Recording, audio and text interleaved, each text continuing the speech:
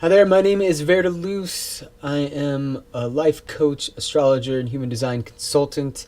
And I just want to share with you about the full moon this week in Gemini. It's going to be a potent one. And I wanted to also present to you from Prezi. This is a new software I'm using to share some of the information about the stars and planets and where they are. So I really hope it works out for you and you enjoy the presentation. Again, I'm a newbie at it, so I'll be getting better as the months go on. If you'd like more information about consultations, definitely check the link below. Let's dive into this full moon. So we're going to start the presentation here. And we have the full moon happening in Gemini on Tuesday, December 13th at 4:04 p.m. Pacific time. So let's start by looking at the chart and see what planets are activated and what this is going to mean for us. First of all, here's the chart. Let's back up a little bit here. And we can see the moon here in Gemini opposite the sun in Sagittarius. Right away, you can see that this full moon will impact, of course, Sagittarians and Geminis, especially if you have planets very strong around 15 to 25, 26 degrees of Gemini, Sagittarius, Virgo, or Pisces. Those are the mutable signs. Those signs will either be in a square, an opposition, or a conjunction to this full moon. And full moons can always bring out a lot of emotional energy. Energy is very large, very big during this time. So it's a time where things are coming to fruition and completion in our life. But we always become aware of polarity and the theme of opposition since the sun and moon are opposed. We also have Saturn in the mix here. Saturn is at 29 Sagittarius, conjunct the sun, opposite the moon. I'll get to that in a few minutes. And you'll also see, as you look at the chart here, really big here, Jupiter is now at the 18th degree of Libra, almost 19, and he is going to oppose Uranus and square Pluto. This is also setting us up for Mercury retrograde coming in a week, which is going to activate this Jupiter-Pluto-Uranus square. So we're going to give a few details on that, and I'll share more in other videos as this cycle unfolds. So let's look at what's first. The full moon is in Gemini. And when we see Gemini, we see the communicator of information, right? We all know that Geminis love to talk, but this is a time when all of us are realizing our ability to be vessels of information, to share ideas, to learn how to gather the ideas properly and then communicate them out to others. So this is a peak moment for the teacher, the storyteller, and all of us. It's really important to stay curious during this full moon, stay open-minded. Gemini's always seeking new languages of the world, new vocabularies. So this is a time to have fun. You know, Gemini is a very fun-loving sign, but we may be experiencing some heaviness from Saturn, which we'll get to in a minute. Here you see all the communication technologies that Gemini is used for. This is pretty much going to be a very busy next week of the full moon energy, and so just expect your nervous system to be a little in shock with this, and try to slow down whenever you can. Now let's look at the square that's happening to Chiron. Chiron is in a square to both the sun right now and the moon. So let's back up a little bit here. And who's Chiron? Well, Chiron is what we call the wounded healer. He's the wise centaur, but he also knows how to wound himself and needs to learn how to heal. And this is where a lot of our old stories of limitation come up. So with Chiron, we're very aware of childhood wounds where we may have felt not good enough, not worthy enough, and we might have self-defeatist thoughts or behaviors. This is a time where we have to transmute those thoughts, and instead we have to look at wherever we've struggled or suffered. This now becomes somewhere where we have gifts to offer back to others, or kind of higher service. This is what Chiron represents. My second book is all about Chiron. It's called Aquarius Dawns, and it's about how this energy of the wounded healer is like the shaman and the mentor that all of us are embracing at this time. All of us are stepping into our role as teacher, mentor, coach, and guide. So think at this time how you can integrate that archetype. that pattern of the mentor and coach into your life. And it's got to happen through some kind of inspiring Sagittarius, maybe even spiritual type of information, Gemini. Bringing it out in an edgy, maverick, or world-bridging type of way. Maverick, doing it a bit different, like thinking about your own way, you're forging your own path. It's very much like this centaur that's kind of between the animal, human, and God world. Now we move on to the conjunction of the Sun to Saturn, and also Saturn opposite the Moon. Here's Big Daddy Saturn, father of time, grandfather time. And this is going to bring some heaviness to this full moon. Maybe it's a sense of being overwhelmed by pressures, by feeling a lot of duties and responsibilities. Maybe it's just all of the stress of the holidays. But Saturn brings that weightiness of responsibility. Now, the high side of this is this could be a time where a lot of us could really focus our energy and get more serious about getting down to the tasks that we have.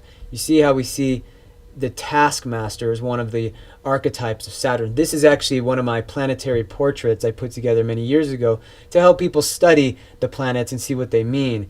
So here you have Father Time, the tortoise moving very slow. This is a time where we want to think about kind of what we're going to start building in the new year. Be very strategic with our energy. Try not to overwhelm ourselves, but really look at time as being our friend. Take enough time for solitude to be disciplined and to cultivate our energy and build some structures here that we feel like are going to sustain in the next year. And this may also come up in relationships, that we're really looking at what we're building in our relationships and shifting paradigms so we feel both free but also committed to what really feels like it's sustainable in our partnerships. So getting down to work, this is going to bring up some things with politics and professional life. We're going to get to that in a minute. Let's look at this big cycle, Jupiter opposite Uranus and square Pluto. So Jupiter square Pluto and opposite Uranus.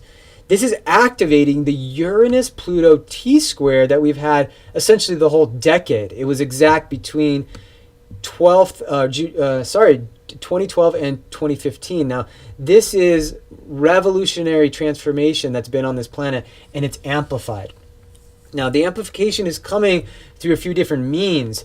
It's inspired innovation and reinvention through technology and the experience of catharsis. So we know that there's all these emerging technologies, and now we can use them to be better teachers, to share our information, our wisdom, and expansive consciousness with each other. I mean, using this technology right now with you is an expression of this. It's experience of catharsis. That's the Pluto energy of transformation, death and rebirth, regeneration, renewal. And this is probably, there's going to be certain power struggles during these couple of weeks right now and into the holiday season. We want to watch that nothing gets kind of blown out of proportion. Whenever Jupiter is involved with Pluto, things can really be very explosive and dramatic. So we have to really instead think about mutual empowerment, and if some shadow material is coming up, how we can actually address it with confidence and more consciousness instead of less consciousness. It's important that we explore being our real selves. Uranus is in Aries right now, and that means we're being invited to follow these intuitive flashes that are coming through much stronger now than probably in recent years in our life. And so there's a unique genius. There's some entrepreneurial empowerment coming to and through each of us, and it's really time to tap into that. I think there's going to be an explosion, an effulgence of new technologies right as the new year is coming that are going to help us share more about our unique gifts and how to present them to the world. So there's possibilities of foreign cultures opening our mind right now, and working with teachers and new systems. There's a lot of online education happening. I have courses on udemy.com that are linked below, and there's almost like this infinite number of platforms now to teach online. So this cycle may tune you into how you can make a new beginning in cardinal signs, especially around the teacher inside of you, bringing some kind of transformational information to the planet.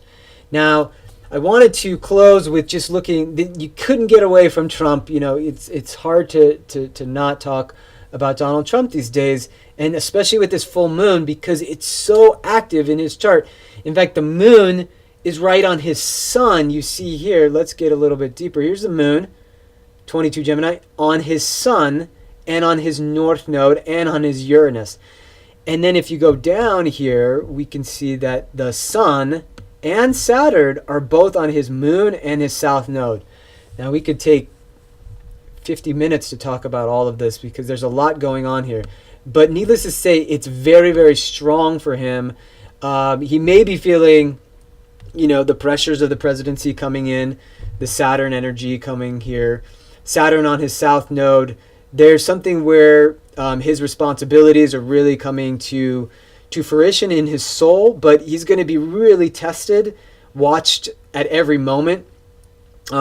He may be feeling pressures around his family, all of the kind of dogmatic fundamentalist opinions that he has, which really links his Sun, Moon, Gemini combination here. This is a time where opinions are going to be sort of scattered about in flurry, and you can see that in Trump's chart as well, especially with that Uranus here. It brings that wildness to him. You never know what's coming out next. Like, you know, now he's saying we're not going to prosecute Clinton. We'll just forget about that. If you watch his presentation, it's so kind of in the moment, like not really concerned so much about what people are thinking, and that kind of quickness of the Gemini energy. That's something we really want to be careful of right now. He's speaking too fast, you know, thinking, speaking, and then the actions. What are the actions that are going to follow from that? What are you implying with that thought process, with that opinion? And what kind of possible chaos Uranus, in his case, is unfolding because of those ideas, that information, and what you're doing with that. He's just not even paying attention to central intelligence, and it's kind of unprecedented, which is a very Uranian thing, for a president to just kind of poo-poo the CIA, the FBI, and all these intelligence agencies around Russia's involvement with the elections, and maybe because they helped him. You know, we know that Gemini is, of course, the sign of theft and cheating, and this is a very strong energy in Donald's chart. I'll be having some other videos. I do have some other videos on Donald's astrology and human design. More of those will be coming out as the presidency unfolds. But this is going to be a strong one for him. Keep him very present in the news, and hopefully we'll all be okay with that. So let's just go back a little bit and just get the overall view here, and we see our full moon in Gemini. It's going to be strong. So if you do have planets in those middle degrees of Gemini, Sagittarius, Virgo, or Pisces, expect a powerful full moon. Please subscribe if you like this video. There'll be a lot more new and full moon videos every month, as well as shorter videos about specific topics like relationships, career, your emotional needs in astrology, and in another system called human design. I look forward to serving you. I hope. Take care.